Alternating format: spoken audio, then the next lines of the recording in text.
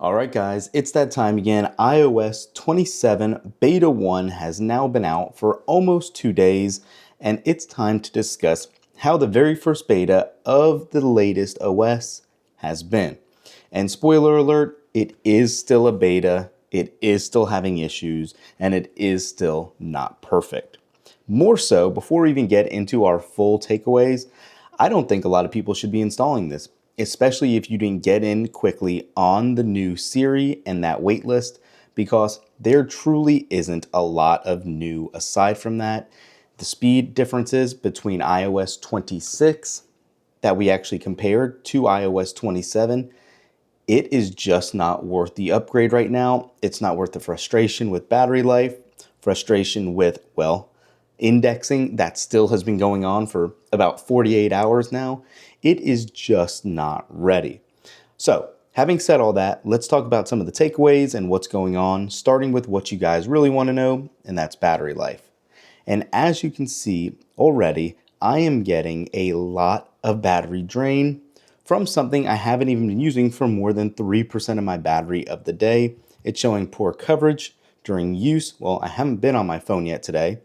Messaging 20 minutes for 2%, X for 7 minutes, and this is all more than usual. That's insane. More so, if we go into my day yesterday, you can see exactly how much I used the phone. Definitely heavier than normal. However, all day I was getting those same exclamation marks for some of these items. And again, like we've actually talked about before, a main battery culprit, yet again on 27 Beta 1, is home and lock screen. 11% of my battery was taking up just from that. And if we go back to the day before, you can see it was at 7%. But then before we actually had iOS 27 installed, we were only had our home and lock screen on for 5% for 30 minutes. On a Saturday and Sunday, 3%. So you can see something is clearly triggering these pieces to actually be a lot higher than normal, or at least spike to show that it is significantly higher usage. Again, we did use the heck out of the phone yesterday, 11 hours and 19 minutes of screen active time, 5 hours, 13 minutes on screen idle, as opposed to 114 on Monday. Today, I'm sure is going to be a heavy use day as well. But after the evening, we did try to let it go down, but I will say it is not holding a charge substantial enough to get me through the day. Now, having said all that, battery life aside, with the indexing, it's kind of acceptable. It's just surprising that the indexing itself is taking so long to complete. So those numbers on battery life could still be skewed until this finishes. I will say the phone is yet again getting warm all the time. If you take it out in the heat, especially in the Florida heat this time of year, it has been rough.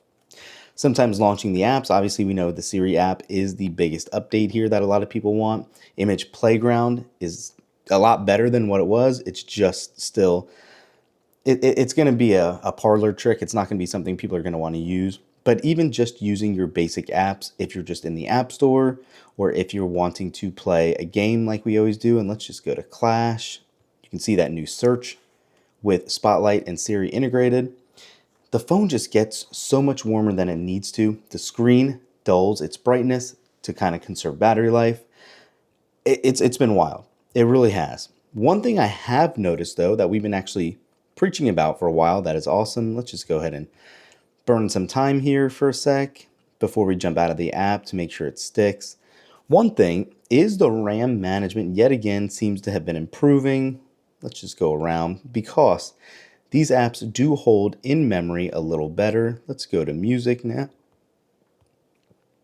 There we go. Let's just go to hard rock, jump around, waste some more time. Let's go ahead and go into the stocks app. Okay. Not sure what's going on with the market yesterday, but it took a beating. There you go. All right. Now let's go ahead and go back to Clash and take a look. It actually kept everything in memory. That's pretty dang good. If you guys know how bad RAM management is or has been on iPhones, this is definitely a reassuring piece here. Now, I have seen also a lot of dropped frame rates. I have seen some issues where the keyboard will not come up. Sometimes the keyboard itself has just been acting funny. Sometimes it works great. It is very intermittent. I have also seen issues with iPhone mirroring from the 17 Pro Max to my MacBook Pro running Golden Gate. Never had that problem before. So it's definitely just interesting how this whole OS is behaving in beta 1. A lot of it's good, but keep in mind there is still a lot of work to do and still a lot of stuff not present. Now, let's go ahead and do another keyboard test and see how the new dictation is. What's going on, everybody? Happy Wednesday. I hope you all are having a great day. Do you like to fish, ski, snowboard, surf? What is your sport of choice? So, there we go. You can see the punctuation is significantly better. It worked. It was still a little slow dictating the words on the screen, but at the end of the day, it did work out very cleanly, and it has stayed that way throughout our other beta tests that we've done since Monday. What else I want to show you guys or talk about is actually this calendar and talk about what to expect here. So obviously this will be in dev beta for quite a bit. We will not get a public beta till probably dev beta 3 next month. And when we can expect that is around, let's talk about this. June 22nd first will be our second beta released week. We will definitely skip the next week since we will go on a 2-week intermission between betas. So you can assume beta 2 will come out on the 22nd of June. And then July 6th will most likely be the third beta week. And if we get this in July 6th week, I would expect either the 7th or the following week, so mid-July, for this to be the first public beta. At that point, beta 3 should be a lot more stable. Hopefully we won't see any springboard crashes, any other intermittent issues. The indexing issue should be resolved. The phone should get cool again. And hopefully that will be a good experience for a lot of people wanting to try iOS 27 for what will be the first time.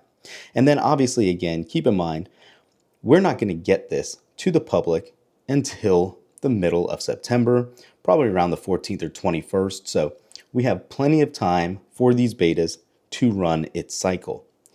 But aside from that, guys, it's just been okay. I'm really excited for beta 2. I'm really excited for what they're going to bring back. There's just been so many issues, like I said, with indexing, even with iPhone storage. If you followed our other video, system data is now up to 32 gigs. It's pretty crazy. iOS data is at 32 gigs. You're talking about 64 gigs just in iPhone needs itself. So definitely a lot needing to be said. We have a ton of more videos covering iOS 27. Let me know what you guys think, what you want to see, and if you're on the dev beta, how you think it's working. Thanks for watching. We'll catch you in the next one. Peace.